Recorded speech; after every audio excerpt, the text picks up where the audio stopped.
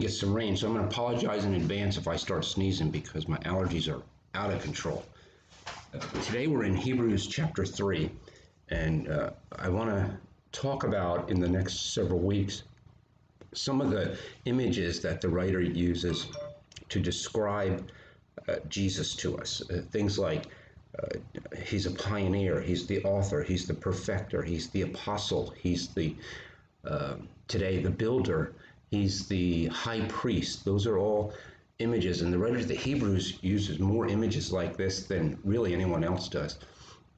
And it's awesome to learn how a New Testament writer imagined Christ in his or her mind. And so we're in Hebrews chapter 3, and today we're going to talk about Jesus as the builder of the house. So this is beginning with verse 1. Therefore, holy brothers and sisters who share in the heavenly calling, fix your thoughts on Jesus, whom we acknowledge as our apostle and high priest.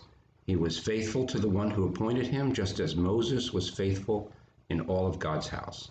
Jesus has been found worthy of a greater honor than Moses, just as the builder of a house has greater honor than the house itself. For every house is built by someone, but God is the builder of everything. Moses was faithful as a servant in all God's house, bearing witness to what would be spoken by God in the future. But Christ is faithful as the Son over God's house, and we are his house if we indeed hold firmly to our confidence and the hope in which we glory. And so, as we begin to think about these images, the purpose of the image, I believe spiritually the purpose of the image is to give us something to look at, something upon which we can fix our eyes. To fix your eyes means you concentrate on the image and what the image is accomplishing in your life. You can't look to the left or the right, because those are distractions that get us off track from what we're supposed to be becoming.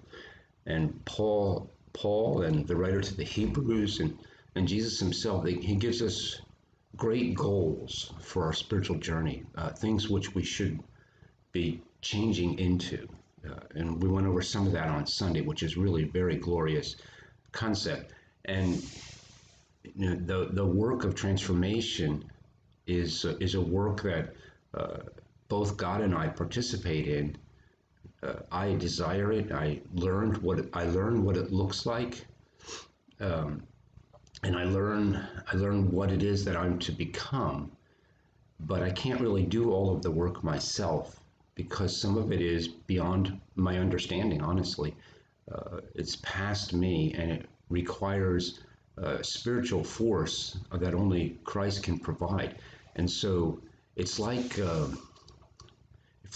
if you're going on a safari or something, you work your way as an adventurer through the jungle. Maybe you have a machete or something, and you work your way, and you if you don't fix your eyes on a point that's ahead of you, you end up wandering, going to the left or the right. Your journey takes far longer and can even go around in a complete circle and come right back to where you are. But if you're with someone who has made the journey before and they know where they're going, then you can trust that if you fix your eyes on the leader of your journey, you're going to get to your destination, so long as the leader is trustworthy. And so that's kind of the idea of these images. I am in process as a spiritual being of being transformed into the likeness of Christ.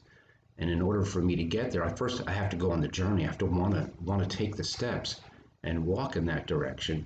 But I need a guide. I need someone who's done the journey before me and will finish with me.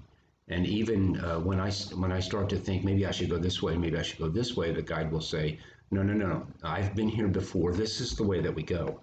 And then the additional thing that Jesus offers is the power to have the fortitude to take the next step. And so this writer says what we need to do is fix our eyes on, and the images that he uses, the apostle, the high priest, the pioneer, the perfecter, the finisher of our faith. And it's a tremendous help for us to fix our eyes on Jesus instead of fixing our eyes on whatever it is that we're going through, or some other guru or person who hasn't made the journey before and maybe has a really cool idea, but they don't really know where they're going or how to get there. But Jesus does, because he's done it. And so the writer says, fix your eyes on the right target. Fix your eyes on Jesus. And so when we struggle in life, we center our souls on the one who has compassion and understands, because he went through the same things as us. And we're going to learn this again several times in Hebrews, he even went through death. Death did not end his journey. He went through it. And in so doing, he conquered death and conquered the one who has the power over death, that is the devil. And we're going to learn that next week. So I wanted to just focus for just a second this morning on this idea of God and Jesus as a builder of a house. He says every house is built by someone, but God is the builder of everything. And so the writer talks about me and the church being the house of God, and that God is the builder of the house and the owner of the house, and takes up residence in the house. And I just recently, last year, Brenda and I, we became homeowners, much to my reluctance, but necessary in our lives. And one of the things I've learned again about being in a home is, just because you fix it up really nice when you move in, that doesn't mean there's not a lot to do nearly all the time as you live through your life. And the house needs constant renovation and repair and upkeep, otherwise it falls apart. Isn't that interesting? God built the house, but if it doesn't have the care and upkeep that it really needs, the house kind of falls apart and becomes dilapidated. So too with our own spiritual journeys. God has built my house, and it's not my physical body, it's the spiritual body that God has prepared for me. He's built this house for me on a firm foundation of Jesus Christ, and that's my salvation, and that's all something that God does. But the maintenance of this house in which I live requires my participation. And I've been saying it over and over again in church for years now. My salvation is not the end of my journey. And so for me to maintain a healthy spiritual life, I need to be in participation with God on the maintenance of my house, and even making the house more tomorrow than it is today, a greater house tomorrow than it is today. And that requires my willingness. And in this passage, one of the things that maintains my spiritual house is this understanding of fixing my eyes on Jesus. That is a work that I do, and it is something that I choose to do. It's not something that everyone chooses to do. And quite honestly, it's not something I choose to do every time. Sometimes I'm off track. And the getting back on track is a work of God. But the staying on track is something I can choose to do. And God does support that. And he even says that in this passage, that he strengthens my decision to fix my eyes. But the understanding of fixing my eyes is something that I have to start. I have to begin that process. The best example I've ever had in my life goes way, way back, a long time ago. And if you're younger, you may not remember this, but if you're my age, you're going to remember this. We're coming up on an Olympics this coming year, and I don't remember the year, but it was had to be 40 years ago or so. We had a long distance runner from the United States who was favored to win the gold medal, and her name was Mary Decker. She's now Mary Decker Slaney, and she was like the odds-on favorite to win the gold. And so in her race, she was neck and neck with a woman named Zola Budd from South Africa, and she was right behind Zola Budd. And as they were coming around a curve, she stepped on the heel of Zola Budd. It was an accident. She stepped on the heel, and Zola Budd fell down and was rolled into the infield and was writhing in pain. And the race continued, and Zola Budd just lay there on the infield, just rolling around because she was injured. And I remember just very distinctly as they came around the lap the next time, I remember the camera went to Mary Decker's face, and she turned her eyes and she looked at the infield, and she looked at Zola Budd,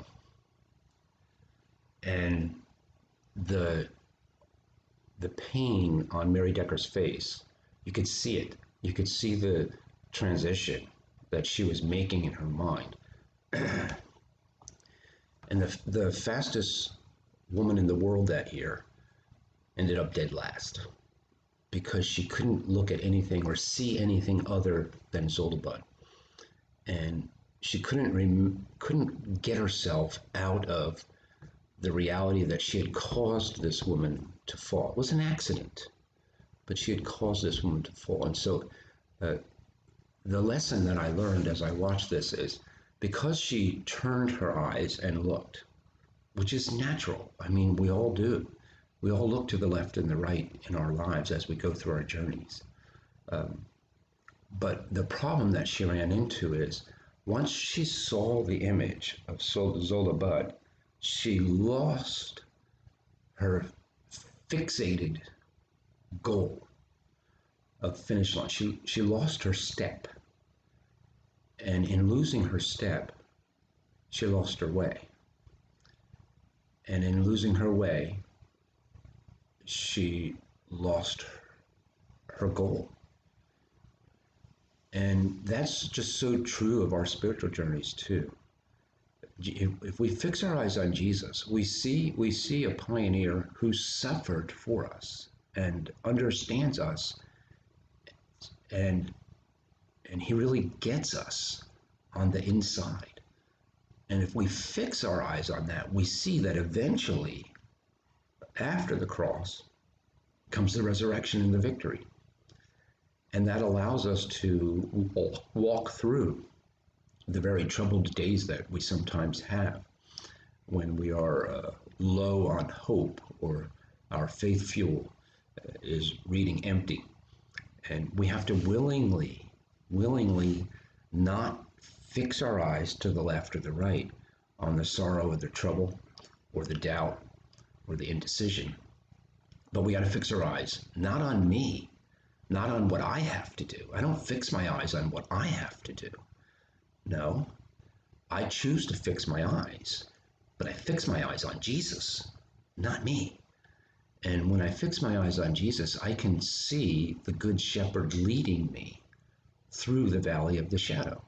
I can see that he has done that he is the victor over the things that I experience in my life.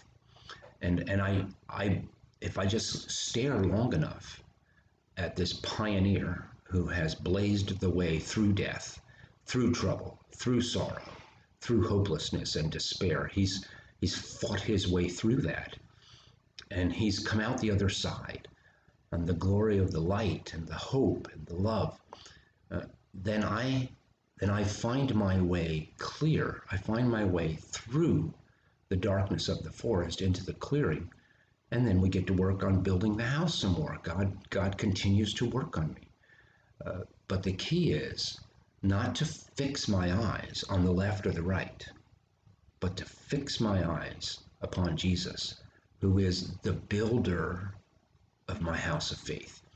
So I hope and I pray that you have a great day and an opportunity to fix your eyes upon the Lord Jesus Christ. Good to be with you today. You have a great week, and I'll see you next time.